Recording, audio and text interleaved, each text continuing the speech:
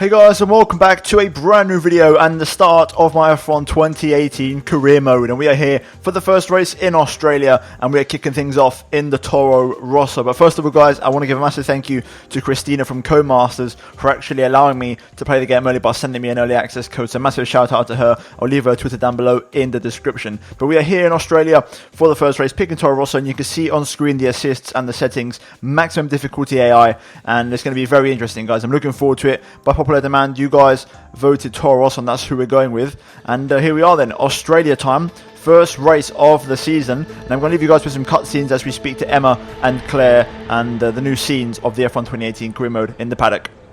Thanks for coming by. I'm sure you're very anxious to get out on track. It's taken a lot of effort to get to F1. Congratulations. But the real work starts now. This is Claire, motorsports journalist. Nice to meet you. You'll be seeing quite a lot of me throughout the season. So, you had a pretty impressive junior career. How are you feeling about your move into F1? Do you think you have what it takes? Let's save the questions for a proper interview, shall we? I'm sure you'll have a lot more to talk about once there's been some action on track. I think we could fit you in after FP1 if you're free. That works for me. I'll grab you the second you finish on the track. Remember, the relationship you have with the team can be affected by what you say to the media, so be careful. Anyway, it's time to catch up with Carl. He's waiting for you in the data center. Good luck out there today. Welcome to the data center.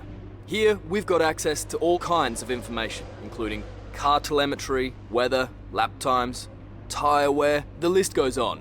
Plus, we've got a direct link back to the factory, so we're in constant communication with the team there. We need you to regularly feedback about areas of the car that are lacking and help us direct our resources in the most productive way. More effort here equals a quicker car, so it's well worth the effort. Good luck this season. Oh, and make us all look good, okay? Right then, so here we go, a brand new motorhome, brand new settings, absolutely loving it so far. The game looks absolutely spectacular, it feels great, and it sounds awesome. Everything about this game is so good so far. And we are here in Friday practice, and I can tell you we was running the practice programs here. Also the brand new one, which is the ERS management, which I'll show you in a moment. That's the gameplay we're going to show here today. We did all the programs, some of them are harder than others. The ERS management is very hard, I've got to say. It's a real challenge, especially if you're in my situation where you delve in on maximum difficulty at 110%. It took me a couple of tries. Eventually, we got there in the end. Also, the qualifying performance test this year is a real struggle. But overall, I really enjoyed it. Now, I want to go to something. A little while ago when I did the team selection video, I also put a second poll in the video, not just for team choice, but also for camera setting. By popular demand, you guys voted for the straight center T-cam.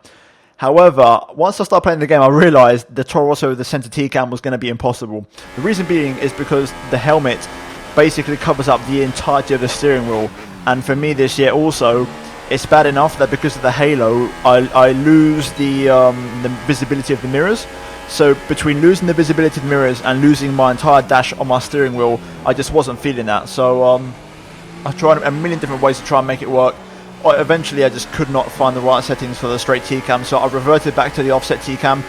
These camera settings are not final, I'm still working on it, but I'm much happier with the offset because I can actually see the tyres, I can see my steering wheel, and I can see my helmet, and I can even catch a glimpse of the left mirror as well, which is what I want. So overall I cannot complain, I get maximum visibility in this view. I also tried cockpit view. Ultimately wasn't convinced, also because of the lack of visibility, because I can't look in the mirrors unless I look left and look right, which is quite annoying for me. So anyway, ramble out of the way. In terms of the practice session itself and the DRS program, for me it's impossible to get purple, at least it was around Australia. I've not done Bahrain yet as we speak, and maybe you guys can do it, but 110, the lap time slash, getting the ERS sorted was a real challenge. I found keeping it on medium for most of the lap and then running low in the low speed corners and even off in the parts where I know I was really fast on the circuit ultimately gave me what I needed. And as you can see through the final corner, we just about getting the good exit, using a little bit of the higher modes there just to get me ahead of the delta, and we cross the line in the green. Okay, good pace and we eventually do succeed on the A-okay. program. Now, small disclaimer, you just heard the radio there, it's very loud, it is for the entirety of the episode. I'm going to fix that for the next episode, so you guys know. The radio is really loud in this year's game, so I would urge you to turn it down if you're in my situation. But anyway, As you can see on screen, we have the practice programs. We did all of them. We got purple in pretty much all of them except for the tyre management, I believe, which we struggled with a little bit, and also the ERS management. But all in all, a pretty good session, and cannot complain. The car feels okay, not great, but let's have a look. Good day today. Tell us about it from your perspective. It's been a lot of hard work, but here you are making your debut in Formula One. You must be thrilled. So the first of the time-pressured interviews. I'm not really going to talk over these guys. I'll let you guys read the questions and answers for yourselves. So how are you finding things at the team? Are you settling in?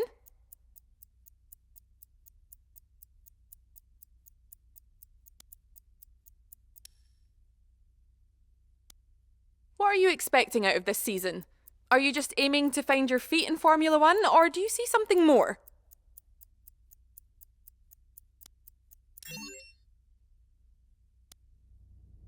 Appreciate your time.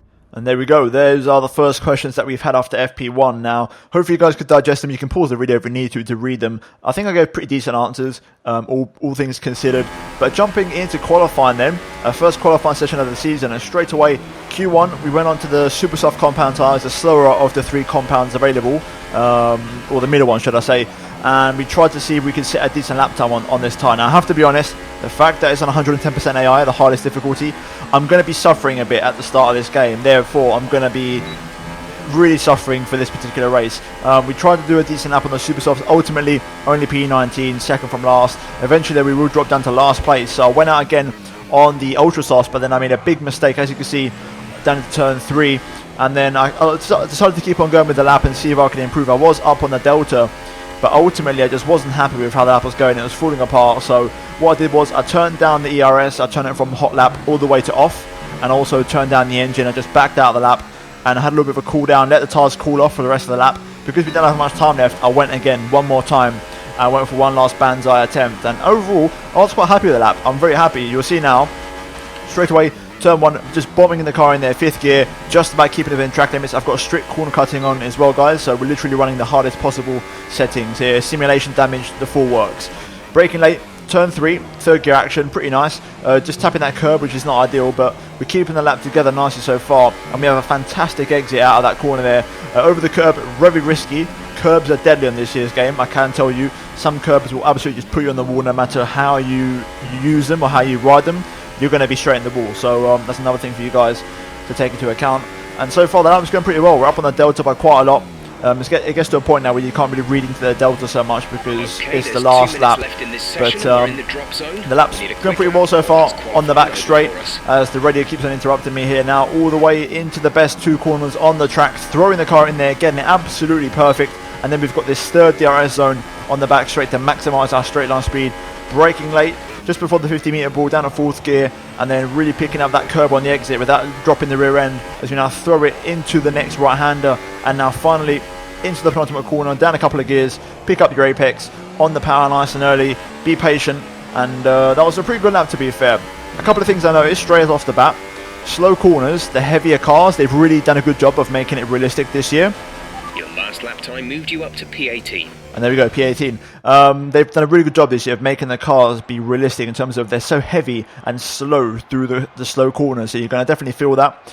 Also, like I mentioned, the curbs as well, a proper challenge. And also the Toro Rosso, I realised, is very, very, very slow in the straights with the Honda power unit, so that's something we have to work on. Ultimately, we finished last. It was 18th at the time. We got last place. People improved, but it was pretty close. Only half a second behind Pierre Gasly. I'm quite happy with that, and I wouldn't consider that a massive failure. I think we can improve in the race tomorrow, and that is where the race is going to be won or lost. So with that being said, it is now time to jump into the race for the first race of the 2018 season. New drivers, new cars, and a new Formula One season. But it's the same Albert Park that we've come to know and love for more than 2 decades now that hosts the first round of a 21 race championship, taking us from here in Melbourne, Australia, across the globe before we eventually reach the season finale at the Yas Marina circuit in Abu Dhabi. Here's the track then, 16 corners, 6 to the left and 10 to the right.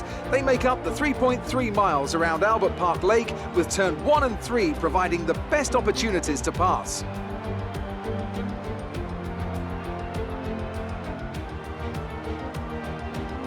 We have plenty of changes to the sport this year with the addition of new safety features, the return of France and Germany in an expanded 2021 race calendar, and more tyre compounds than ever before. And of course, we have some big car manufacturers back in the sport too, with Alfa Romeo and Aston Martin returning as title sponsors for Sauber and Red Bull respectively. Joining me to take you through all the action of the 2018 Formula One season is Anthony Davidson. Great to have you with us. Thanks, Crofty. Always happy to be here. I'm looking forward to getting underway. Last year was Mercedes' 4th Constructors' title in a row, although for the first half of the season it was absolutely neck and neck with the Ferraris. Hopefully this year we can see the chasing pack take that final step, as I'd love to see a championship contest all the way up to the final race in Abu Dhabi. Another story to keep an eye on is the relative performance of McLaren and Toro Rosso, who have exchanged power unit suppliers this year. And given the additional restrictions on engine components, they need to be strong in terms of both performance and reliability. Right guys, here we are then for the first race of the season here at Australia. We start from the back of the grid, or pretty much the last row from P19 out of 20 cars, and it's going to be very interesting, this race. Dry conditions expected throughout the entirety of the Grand Prix, 29 laps, and let's see how this Toro Rosso fares around this Albert Park circuit. In terms of the strategy today, we're going to start on the super soft compound tyres and then transition over to the softs in the second stint. Subject to change depending on tyre wear. Fuel wise, we are going to go bang on the 29 laps, no more, no less. And overall, we're just going to see what we can do this race. Points are going to be tricky to get, so really I'm looking to beat my teammate in this race. That's going to be the target. So let's see how that goes, and hopefully we can have a good race. So with that being said, it is now time for round number 1 for the Australian Grand Prix and the start of my F1 2018 career mode. Let's go. Right then, let's get ready for the 5 red lights here at Albert Park. Lights out and away we go for a brand new season of Formula 1, and it's a poor start for the line, I have to say. Very poor indeed on them super soft compound tyres. Aggressive into turn 1 though, just being careful. I've got simulation damage and I have to be very wary of my surroundings here. In this year's game, simulation damage is lethal, and I mean lethal. If you touch someone, you are going to lose your entire front wing. We're going to be inside of turn 4 though. We're going to squeeze out that Williams up into P15. Got Kimi Räikkönen up ahead here, who's had a poor start, going side by side with Pierre Gasly, so that'd be nice. You see all these sideways battles, we need to cover off the inside line whilst watching these, because the AI are going to dive if I'm not careful. I have to defend my position at all times. But there we go, good exit out of here. We're going to pick up a slipstream all over the back of Kimi Räikkönen. Can we go up the inside here of the Iceman? Yes we do. Räikkönen though holds it in there, but we're just going to edge in front. Running some hot lap ERS to try and pull away, but you'll see we are in big trouble in the straights around this circuit. I mean, to be fair, I am running pretty aggressive aero, but the point is this Honda power unit needs a lot of work. Right now though, we've got past Räikkönen, so we're ahead of a Ferrari somehow in the first race. Now we need to try and keep this pace up and keep up with our teammate Pierre Gasly, who's just in front of us, so that'd be a good reference point if we can stick with Gasly here. So let's get our head down and try and get on with it. Okay, so far we're keeping up. We are struggling to keep up. I mean, I'm having to really, and I mean really, concentrate and make no mistakes here. Maximum AI really gave me a tough challenge, but that's what I signed up for. Keeping Räikkönen behind as well for now, which is also a pretty big achievement in its own right, in my opinion.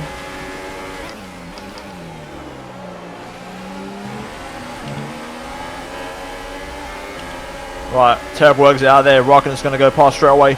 I'm never going to fight it. I'm going to go down to medium in the ERS and let Kimi just take that position.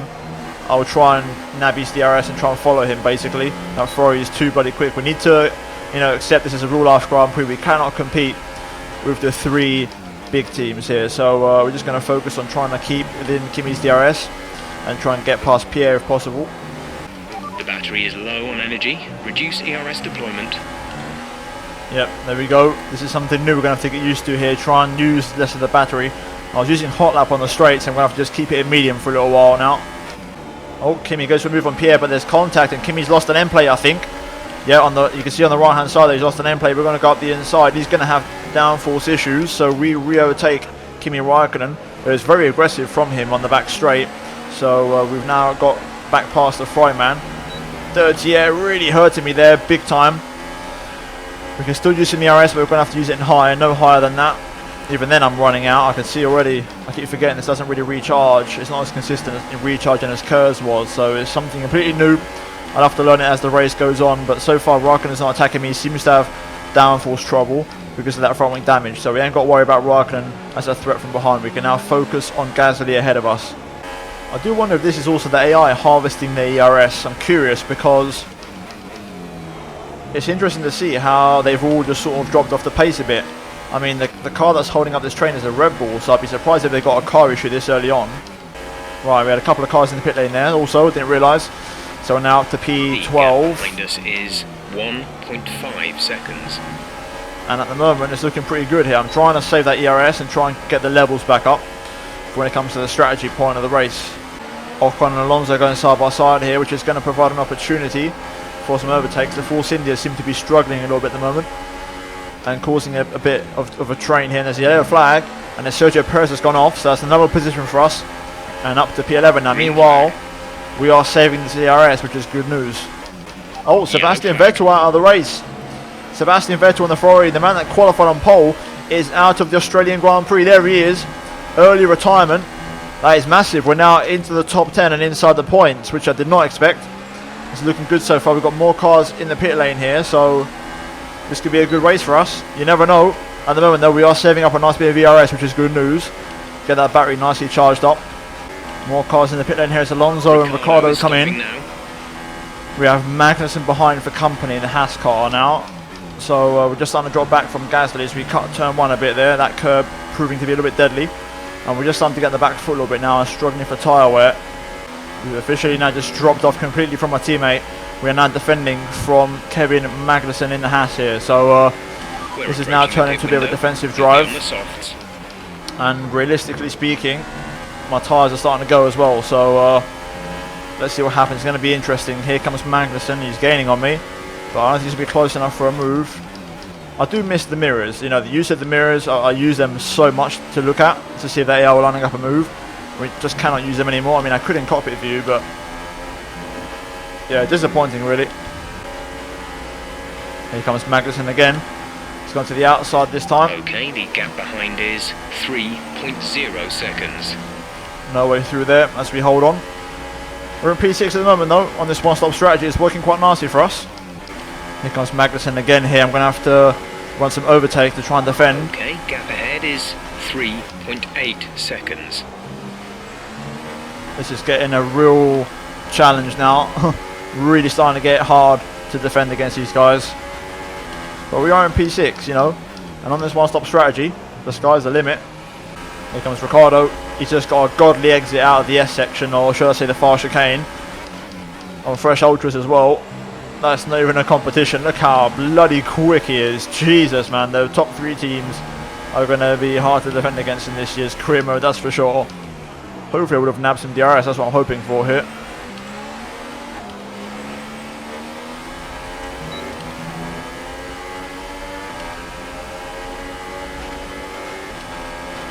Pit window open. Let's Here comes K-Mag.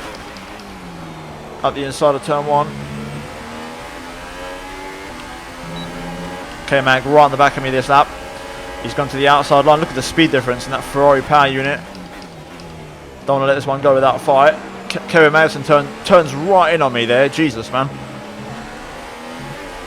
We have to yield, unfortunately. Up next behind us is Lewis Hamilton. Here comes Lewis Hamilton. We're not even going to defend against one of the big boys. I know that from experience. Look at the difference in speed. Let's just yield that one. And remember the speed limit. We'll be penalised if we exceed it. Keep that in mind as you approach. Right then, so we got DRS from Hamilton and we are going to come in this lap. So let's turn down the ERS. Oh, I'm so bad for tyre wear. This car chews the tyres up. Alright, let's get this car into the pit lane and get a fresh set of boots on. Hopefully the softs do get us to the end quite nicely. We are going to come in. Magnussen doesn't come in, so we might have the possibility of an undercut here to retake that position. But here we go into the pit lane, getting it slowed down. There we go. Beautiful entry. Let's see how good of a stop we can have here. It looks like we're not holding anybody up, which is unfortunate. I was hoping to hold someone up, but still, let's have a look. Quick stop. 2.9. That's not too bad. I can handle that. Right, back up into medium, and let's get up to speed here. Limiter off. Fresh rubber, clean air, which is good. So let's crack on with it. Let's see what these soft compound tyres are like, and let's see what they can do. Like I said, we've got some clean air to run in. There's Van Dorn up the road, so let's crack on with this and let's get our head down. Right, then we've got cars in the pit lane. Sirotkin's in there. There's Magnussen up the road, so we've not been able to undercut him. So that's not too concerning. Let's just get our head down and keep going. I'm curious, and I kind of... the soft tyre. I want this clean air because I think it's going to help me out understand the car more. I need to get as many laps in as possible with this car to really understand how it works. I'm still getting used to the game. It does feel very different to 2017 in many different ways, so with that in mind I want to try and understand how this car performs. Okay, we're catching Alonso here. He's just been overtaken by Magnussen. McLaren seem to be struggling a bit. You can see Pierre on the minimap there, so he's not too far. I'm just not sure what the pace difference will be, and he's got fresher tyres than me. I just want to try and finish as close as I can to Pierre at least to try and limit the damage. Oh, we've got a car in the pit lane. There's Kimi Raikkonen, so Kimi on a two-stopper. We've got Nico Hulkenberg. Yeah, Nico Hulkenberg, but he's on fresh super softs. Also on the two-stop strategy, so this is when the two-stoppers start to come in, and we've got a yellow flag behind. Someone's had a problem, it seems, and it's a Sauber. I think Alfa Romeo has slowed down. I'm not sure which one it is, but he's definitely had to slow down. Yellow flag behind. We are catching Alonso here, but if we have any more two-stoppers, we can definitely get into the top 10, which is good news. And if we pass Alonso, that's one more position for us. Okay, so all of our tyre pressure data is reading 0 at the moment. Assuming they still look inflated to you, we're going to guess it's just a bad sensor. Shouldn't be anything to worry about. Right, Hulkenberg makes the move. Those fresh super softs really working for him, so we're not going to fight that one too hard. Hopefully he can drag me towards Alonso a little bit quicker. That's what I'm hoping for. We're starting to get caught up by Lance Stroll here in the Williams. We pass Sainz, who's also on the two-stopper, so we recover P12. But we might start going backwards here. Just like in the first stint, we can hold on for the first half of the stint. But then when the tyres start to fade, we start to drop back quite badly here. We're just keeping Stroll at bay here, but now Raikkonen is starting to really catch up. He just put in a mid-23 on the last lap. And you can see what my best lap is, and we're not even beating that. So we're in big trouble now. But you can see the car's just up the road. If I could just close that gap, we could get some points here. I'm going to be an absolute sitting duck here on the back straight. Stroll goes to the outside line. Not much I can do about that. I'm going to keep it in there though. Knocking the bollard on the way through, but we get it done, and we actually get DRS as well, so we hold on to our position. Gasly's now the next man. He's battling with Alonso here, which is good news. I'm just noticing the harvest bar in the bottom right. I've had it off for a while now, and I'm realising I'm probably been looking at the wrong bowl this time, so I'm trying to focus on getting that back up and try and see if that works for me or not, in terms of picking up my race pace, obviously. You can see my tyre wear, not too bad actually, better than I expected, so we can work with that. I think we'll be okay to get to the end of the race. The tyres will be a little bit knackered, but not too much. Okay, we've got enough pace to keep Stroll behind us now. We've sort of broken away from him. However, Raikkonen has now passed him, and he's now on the back of me, so we're going to have a wildcard out here to try and hold the Iceman behind us. And I say hold, I mean, we're never going to try, to be honest with you, at this point. He's just going to breeze past. There he goes, he's stuck his nose in already. And look at that, he must be running some pretty high battery mode, because bloody hell, that is quick. Dirty air not helping me out one bit here, but we are going to get the DRS, so we can follow here relatively closely. Raikkonen also on super softs. I'm just hoping when he battles with the guys in front, when he catches them up inevitably, he costs them a bit of time and I can get a bit closer, because we're very equal for lap times. I'm not really gaining or losing at the moment. I've been so focused on the ERS modes, I forgot we've actually still got rich mix in this game, so that's exactly what I'm using now to try and compensate and see if that does any affect in my overall race pace. We're going to really burn up this battery now, running it in hot lap mode. Gap to car in front is 2.9 seconds. Car behind is 3.0 seconds. I'm actually running the battery in hot lap mode on the front and second straight to really get that gap down. You can visibly see where they are. I smell blood. I've still got rich mix left over, 5 laps to go. Let's see if we can get something out of this. Personal best, good pace. Gasly managed to stay ahead of Alonso there in turn 1, but we are getting close. You can see we're visibly knocking on the door now. Let's see if we can get this blood and try and get 11th place. We think you're going to start losing some tyre grip around now. Just a bit of a lock up there. I thought I'd got within DRS, but I didn't quite make it. And I think my DRS might have just gone offline. Red flap on the DRS at the back. We're now out of rich mix as well. Here we go then. Through the final couple of corners. I've just turned the ERS off now. Try and save that as much as we can. Save the engine. The final corner. Gasly 11th, just misses out on the points. Alonso 12th. And we come home P13 after starting from P19. That's not too bad. I consider that a success. That's the end of the race. We'll see you in Parc Fermé.